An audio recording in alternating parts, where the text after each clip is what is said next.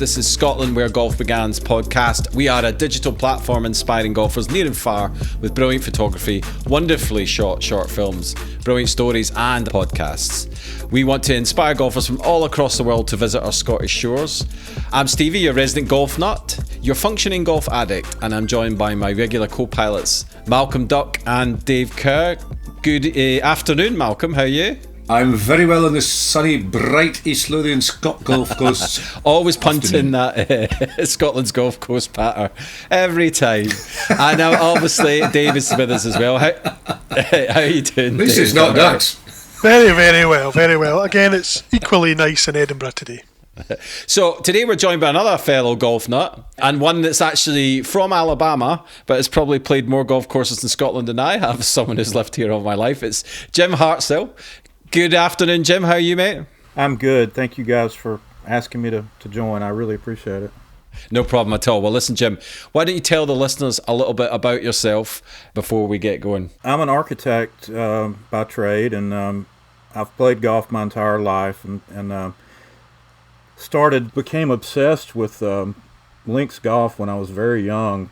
My dad loved the Open Championship, and it was his favorite tournament. We would watch it, and I remember the one that I remember the most. I was about 9 years old. Was when I really start remembering it was the Duel in the Sun at Turnberry, and the course was so great, and I just became fascinated by it, and I just thought, I've got to go play there someday, and so we finally made it when I graduated from college, and it's just been a big part of my life. I've made 7 trips over to Scotland, and I just have played like you say, I've played more golf courses there than I have in Alabama. I don't even know that we've got 82 golf courses in Alabama, to be honest with you. So, what age were you the first time you came over to Scotland? I was 25, and it seems like it was a long time ago now. And a lot of the places I played.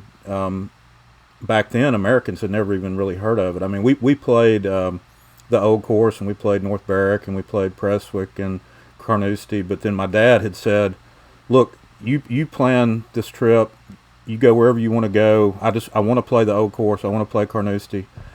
And so I had read a book called "To the Links Land" by Michael Bamberger, and I just became obsessed with going to Machrihanish and Cruden Bay and Dornoch, and so we went to some of those places that you didn't hear back then as much about, and I just, I loved it, and found Dunaverty when I was at Machrihanish, just from the place we were staying. The gentleman told me to go over to Dunaverty and play one afternoon, and he said it's only £5, and you'll love it, and I did love it, and so it's become a lifelong thing.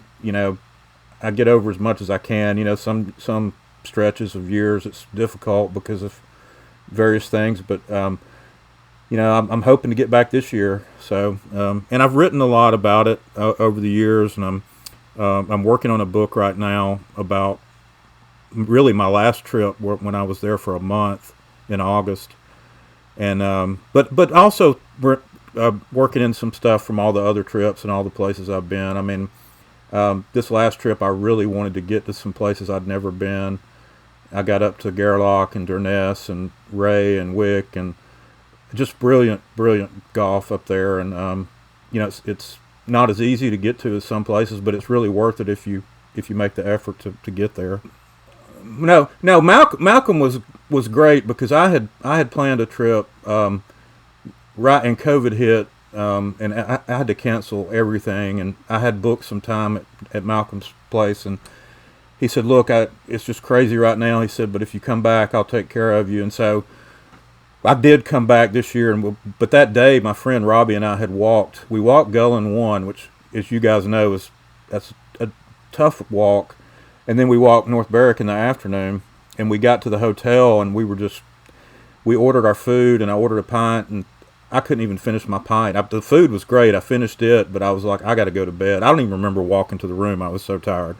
But the Malcolm's place is it's everything that it's a great golf hotel, and I can't recommend it enough. But we had a lot of fun, and then we ate breakfast the next morning, and it was just great. It's so convenient for that, Kilspindie and Gullen and Lough Ness, all those great courses that are over there. Well, that's one of the great things in Scotland, isn't it? You have these clusters in different areas, whether it's Ayrshire or Fife, but that whole area around there, the Highlands and then the islands, just magical. And like Dave was alluding to earlier on, the well-known ones and the not so well-knowns. Well, I was just going to say that, that's something I've told a lot of people. Americans will message me now and ask for advice on trips, and that's one thing about Scotland that's so unique is if you don't want to drive a lot, you really don't have to. You can stay in Ayr or Prestwick, or you can stay in Gullen, or you can stay in. There's so much golf you can play without having to drive a lot. Now, if you want to drive all over the place, you can. I've done that too, but it's just there's just so much golf anywhere you go. It's just perfect for it. Talking earlier on, you talked about Colonsay, so we've just done a little series of trails in the kind of ferry golf. And Colonsay was talking to Alec Howard, who owns the islands. A day and a half the guy spends working it. And I think, tell us about how you got there and what you. You're a member now? I am a member. It's a funny story. Again, my friend Robbie and I, who we played a bunch of golf together, he lives in Lachilpit, and we were just. I wanted to go to some places I'd never been, and I said, Robbie, what about Colonsay? And he said, oh yeah. He said, I went out there about 30 years ago. He said, you'd love it. So, I think the ferry. I want to say the ferry was only on. It wasn't every day.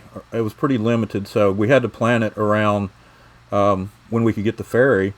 And so we got the ferry and got out there, and there's just the one hotel. And I called them up, and they had one room available. And let me just say, Malcolm, that hotel is just brilliant. I mean, it's just everything you would imagine about a Scottish country hotel that you dream about. That place is it. But anyway, we got out there and drove over to the golf course, which wasn't very far from where the ferry landing was. And we walked up, and you could just see the whole thing spread out on the is it Macher or Macaire? I'm an American, but and you could just see everything. And there was a sign that said, Robbie said, "Hey, it's £10, or you can join for 60." And I said, I'm going to join. And so at the hotel that night, the manager came over, and I said, hey, I've got to join this golf course. And he brought me a form, and I think it was 60 to join. And it's like I was telling you earlier, Malcolm, I'd pay the 60 just to help those guys support their golf course, because it was so incredible. Of all the places I've been in Scotland, if you want to go somewhere and you act like you're playing golf in the 1750s or 1800s, that's it. I mean, for people that like that kind of stuff, which I do, it was just so much fun, and we had a nice day, which was helpful. But I've got to go back. I just ordered a book about the history of Colonsay, which the island is just incredible. I didn't know a lot of the history of some of the cemeteries that were out there for people that had perished in the wars, and it's just a beautiful kind of isolated place. I can't say enough good things about it, really. It's got great things going on as well. Alec Howard, who's and his wife Jane, who run it. Alec was a helicopter pilot in the Navy. His grander title now is Lord Strathcona. So his great-great-grandfather built the railway line across Canada and founded BP. And I think the wealth has slightly dissipated since those days. But he and Jane have really taken the island to heart and really tried to make it go. So there are lots of cottage rentals, but there are also scallops, there's Colonsay mutton, and a lot of stuff, some of the stuff we've been talking about on trails. So again, in Scotland, Jim, it's one of the things we've been saying on the site. It's not just about golf, it's about all the other things you can do, the whiskey, you've got Colonsay beer, Colonsay scallops and all that kind of, and that's not just Colonsay, it's the other islands too as well. Well, let me say this, I've written about this some, but the food in Scotland is just incredible. I don't know that I've ever had a bad meal. When we were out at this Colonsay hotel, the manager came over, and I said, well, what should I get tonight? And he said, well, we just got these oysters out of this morning from the other side of the island. And I said, well, that sounds good to me. And I literally, it is probably one of the best things I have ever eaten in my entire life. I mean, to eat food that's fresh out of the water, there's no comparison to it, really. I mean, same thing when we were in Oban. You could just get this food right off the boat, and it's just brilliant. And so I, and like the beaches on Colonsay, there was a beach called I think it was called Kilcoran Beach that was on the other side of the island, and it's like this hidden beach that you find, and it's just incredible. I mean, you could just sit there all day and not move. I mean, so I'm a huge fan of the islands, and if I get back over this year, I want to go to Iona, and I want to go out to Harris, and I've never played Askernish, which is probably the biggest one that I've never played. I want to get out there too, so fingers crossed that I can pull that off. The likes of Askernish and Harris, again, just the golf courses themselves are tremendous, and the history is, particularly like Askernish, and the whole story of the course being lost and then found again is hard to beat. But some of the beaches around both South Uist and on Harris are just absolutely stunning places to spend time. Luskintyre Beach on Harris must be... I was there last May, and it snowed the day we played, which was an experience in May. But even on a May day with snow, the beach is just a stunning place to spend time. But it's also beautiful. It's funny because you've got Try Golf Course as well. For me, Colonsay and Try interesting because I filled a lot of rabbit holes on Colonsay Golf Course. Alec could land his plane so you can get on and off. And I shot rabbits on Try Beach. But again, the view from Try across to Egg and Rum, I mean, it is just to die for. And that's where I grew up. You read my mind. Try was one of my favorites, and we played, and I just loved it, of course. And but then Robbie said, "Well, I've got to take you up to this beach," and we had a couple other guys with us. And there was a beach, I believe it was called Camasdarik Beach, if I pronounced that correctly. Well and you had to walk down. Yeah, you had to walk down. I don't know, about a mile path that was maybe a foot wide through this gorse and everything to get to it, and then all of a sudden you emerge from this vegetation and you're on this hidden beach, and you're just blown away by it. I mean, you're just like, I can't believe this. And there's so many places like that you can find, if you take the time to and don't get in too big of a hurry. And that's why I was lucky on this last trip. I got to stay a month, and which I'd never stayed that long, and I could really just do whatever I wanted to. And if I saw something that looked interesting, I would just, if I saw a sign for a place that I had a course that I had heard of, I might just take off and go play. And I did that with Isle of Skye Golf Course, which I wound up loving that place, and had never been out there. And so yeah, if I tell people, even if you can, leave a day or two where you don't have anything planned other than maybe where you're going to stay or something, and then just kind of take it randomly and just find stuff. And it's just a fun way to travel if you can do it. I think Isle of Skye is one of those great 9-hole golf courses as well, where often you turn up at a 9-hole golf course and it's got 18 tees, but the two sets of tees are very similar to each other. But Isle of Skye, there's at least 3 or 4 holes where you're playing at either 45 degrees or maybe 90 degrees on the second 9 than you are on the first 9. So it does feel like very different holes, doesn't it? I mean, and the views out over Rassay and the ferry coming in and out, it's just stunning, isn't it? Yeah, I mean, you look up, you're on, I think, number 2 or number 6, and you see the ferry coming in, and you're like, it's just mind-blowing almost, really, to see something like that beautiful. And, the mountains are just everywhere around you, and I can't get enough of it. There's nowhere else really like it. And that's people ask me all the time why I love it so much. And the landscape and the golf and these 9-hole courses that you mentioned, which I'm partial to. I've written a book about a 9-hole course in Tennessee, Sweetens Cove, and I don't discriminate against 9 or 18.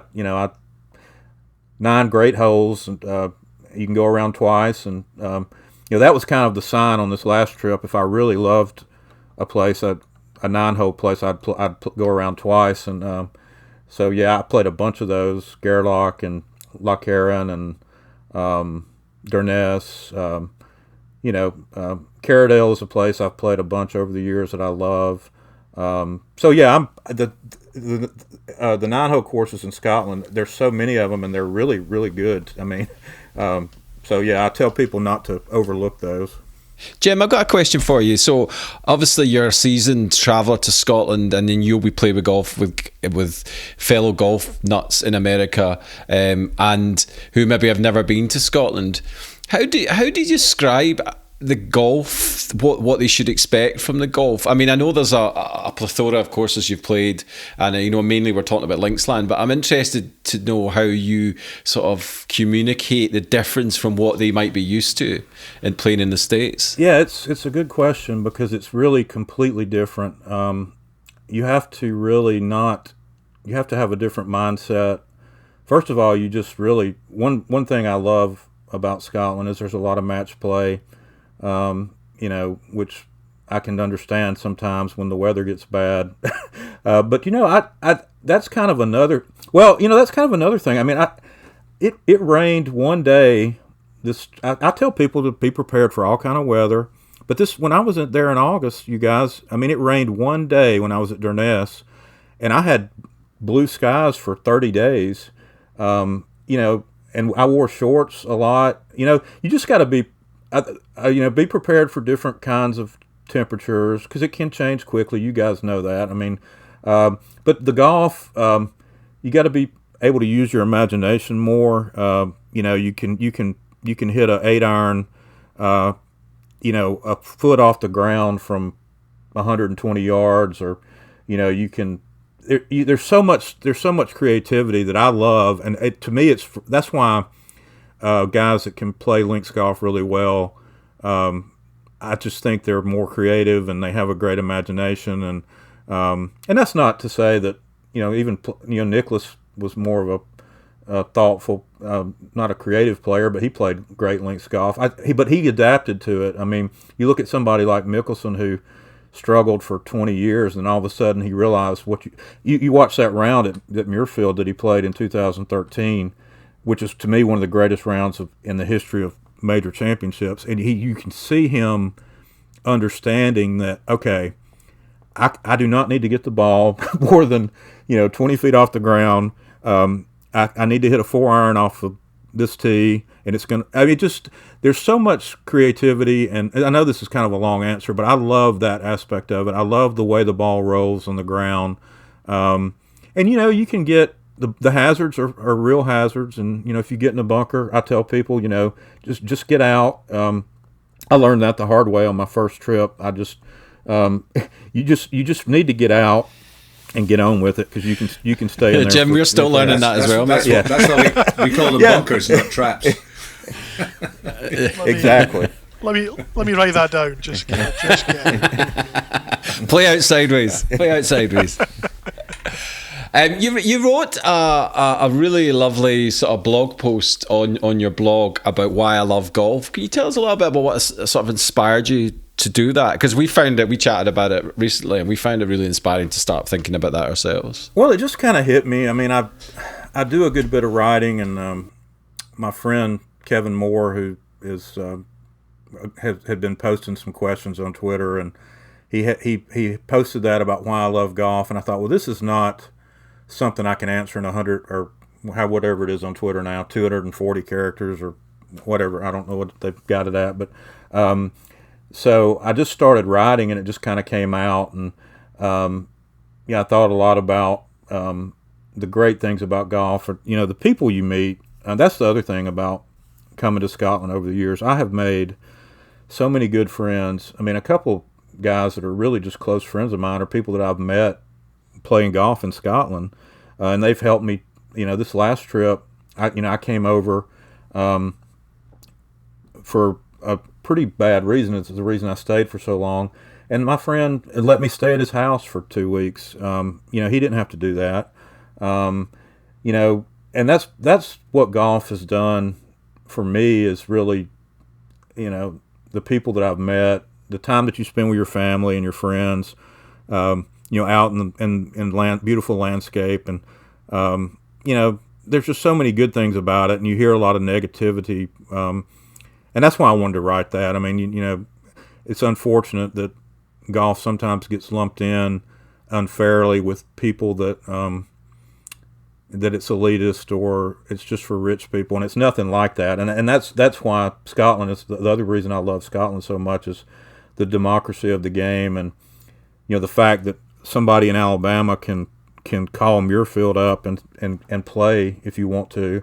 I mean, imagine trying to call Augusta and they wouldn't even answer the phone. I mean, it's just and Muirfield's one of the greatest courses on the planet. I mean, one of the top 5 in my opinion. And I've got to play there 3 or 4 times, and it's just unbelievable to me that you're allowed to, and that's the way it should be. And that's kind of a soapbox I've been on in the U.S. over the years. Is I wish that some of our great courses, and I may be getting off on a bit of a tangent here, I apologize, but some of our great courses are not, you don't have a visitors, like Muirfield, I think, lets visitors on Tuesday and Thursday.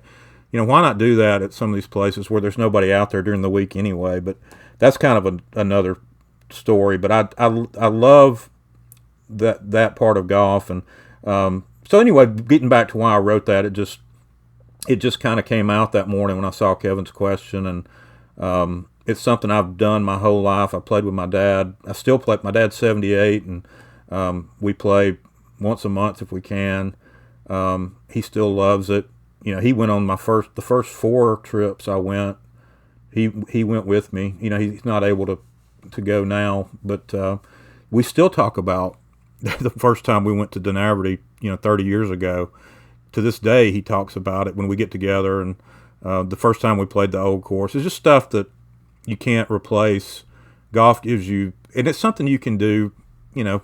Look at us. I mean, you can play it your whole life and have fun at it, and so it's just a great sport, and I that's why I wanted to write that. It's just kind of talk about how I feel about it. And this book I'm working on now that I'm really excited about is going to get into a lot of that too, and I'm really hoping to get in detail about a lot of the people I met over the years, especially this last trip, who've been so good to me. And the Scottish people are so welcoming to visitors. It's really amazing. I mean, Malcolm is a good example of that, and you guys just appreciate, I think, when people take the time to come visit, and it's just that's one reason that I'm such a big promoter and fan of coming over. It's a great leveler golf as well, isn't it? I mean, I don't know any other game where you go on the golf course. I'm not 2, I'm 7. So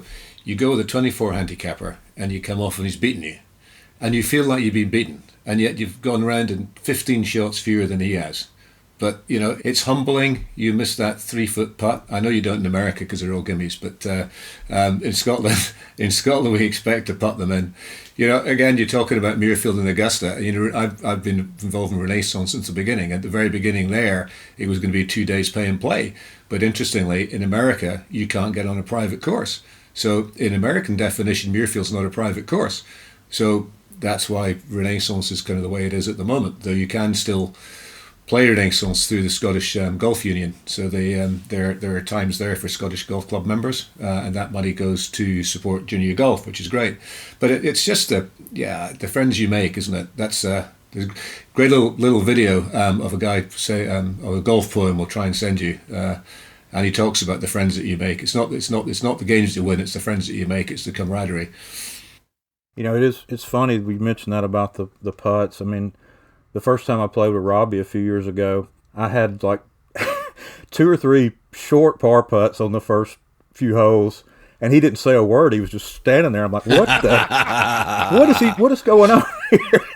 And then I realized, he's not going to give me a single one of these putts, and I'm going to have to make these things. And once you realize that, and I love the fact that you guys play that way. But you're right. Over here, a lot of those were just like knocking it back to people. The first ever medal at Renaissance is Gil Donald, who's an RLA member, playing with Jerry Savadi, the owner, and I think it was the 3rd green, and he knocks away Gil's balls. That's good.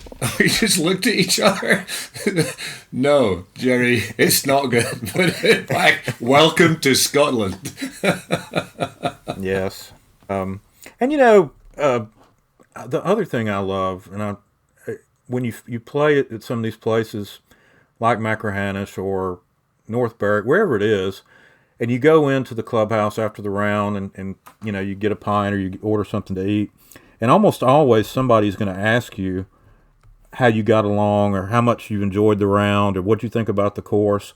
And I love that aspect of it. I love talking about it. And it's never what did you shoot? It's what did you think about the course?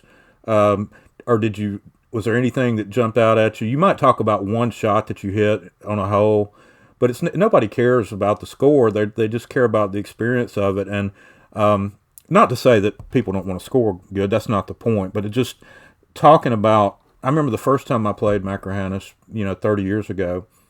I came in, and I wound up talking to this man at the bar for 2 hours about the course, and he was a member, and I love that part of the game. I love the way you guys talk about the course and the conditions, and how what you thought about it. That's to me, that's half the fun of it. So I do like that part of it. That's a worry for me sometimes. Some of the new courses we're building, which are visitor only, the kind of Kings Barneses and Dumbarneys, and you don't have the members standing at the bar.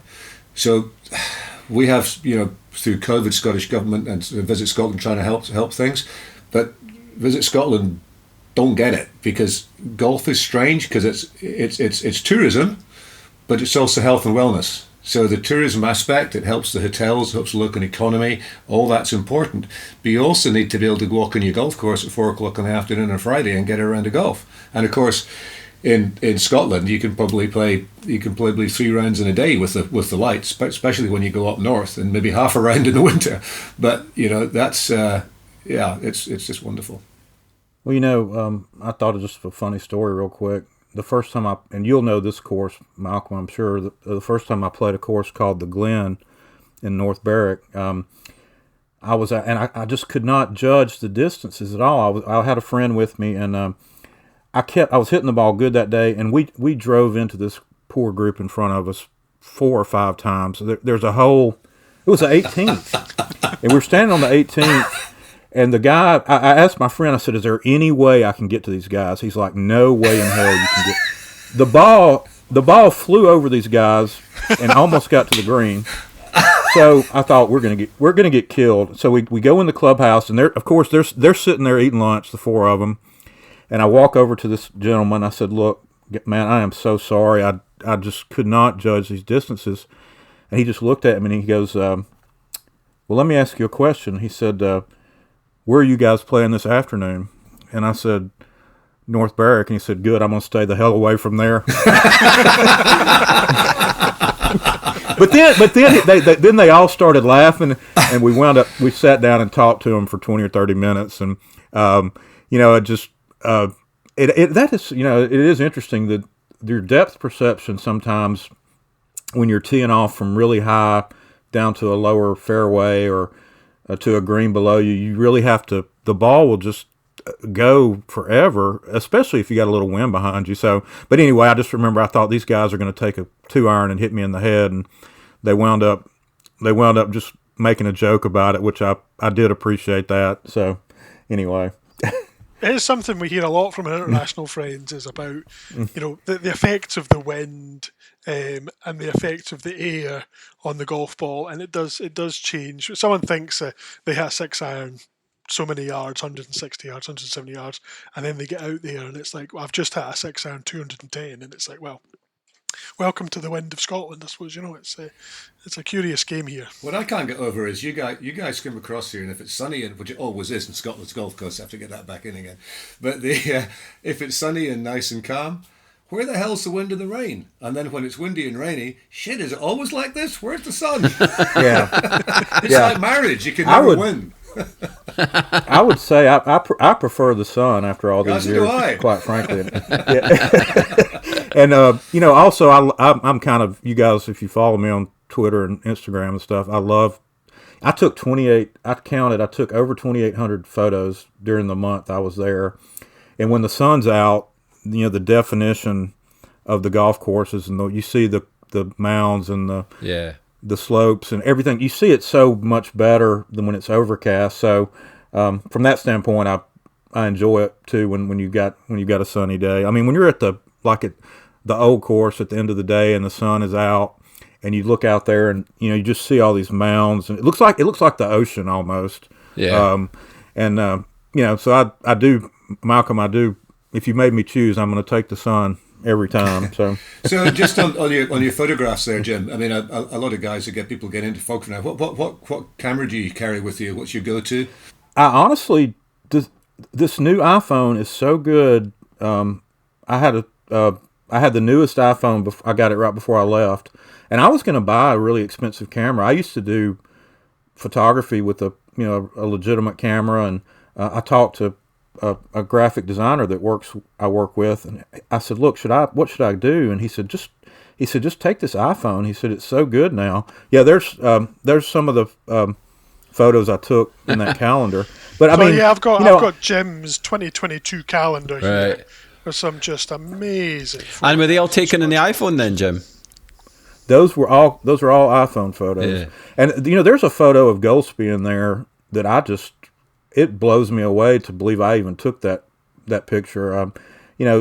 So Malcolm, I talked to a professional, and he said I wouldn't worry about it. Just take the iPhone. Yeah. And the reason I like that too is when you're playing, you just kind of want to do it. You don't want to slow people down, and I did play a lot by myself on that trip, so I was able to just kind of take my time and sit down and take a lot of pictures. But the phone lets you just do it quickly and sort of unobtrusively and not. That's those things are so good now. That's what I used. Yeah, I mean that's great. I mean I think that's it's the other thing in Scotland is speed of play, because if you start slowing people down, it does get hurt. The Cookie Jar Boys were playing at Gullen, and they got around filming and droning in kind of three and a half hours, and they still got shouted at. They must have been running between shots. Yeah, but they still got shouted at by the lady members, which is just hilarious. Because if you ever go to Gullen, the ladies of Gullen are wonderful, but just make sure you don't pay too slowly, sonny. It's funny. I mean, I keep thinking. Well, I keep thinking back to some of the first time I came over and the stuff that I was surprised by.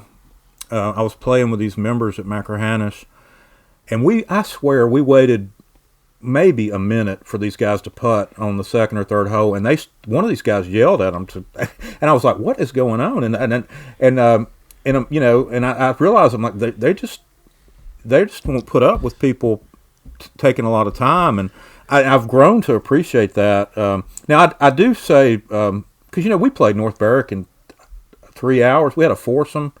No, we had a threesome, but we still played in 3 hours, and I didn't feel like we were going too fast. Now, when I'm by myself and the course is not crowded, like those pictures when I was at Gairloch, there was nobody out that day, and so I just really took my time, and there were so many. It was so beautiful. I took probably more than I normally do, but I'm very conscious of that. I'm not gonna, especially in Scotland, I'm not gonna hold people up. But that's why I like the iPhone, because it's just real fast, and you can get some good pictures. Well, Jim, I really appreciate you joining us today. I feel that we've only scratched the surface on all of this, so I think we need to get you to join us again to discuss your love of Scottish golf further. Can I just say that beach he was talking about, Cambustarach, that was the beach in Local Hero. Ah, there you go. Well, so if you remember that beach, great film. Actually, the town was on the east coast of Scotland, and the beach was on the west coast of Scotland. That's right. All right.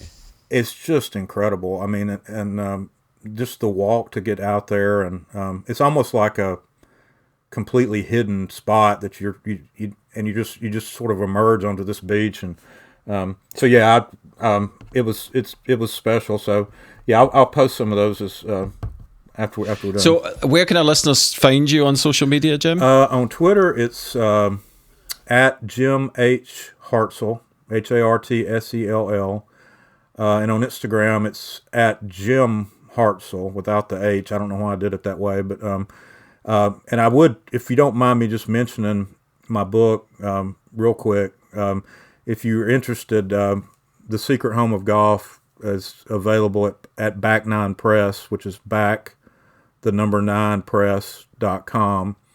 and it's done really well. And I've had a bunch of people from Scotland buy it, which I really appreciate.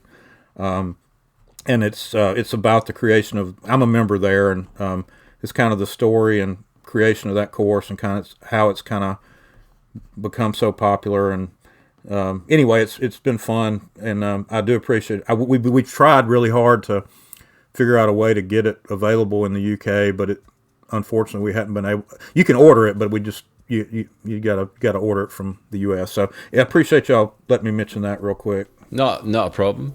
And just a reminder for our listeners, we are at www.scotlandwheregolfbegan.com and on social at Where Golf Began, and you can email us info@scotlandwheregolfbegan.com. Cheers.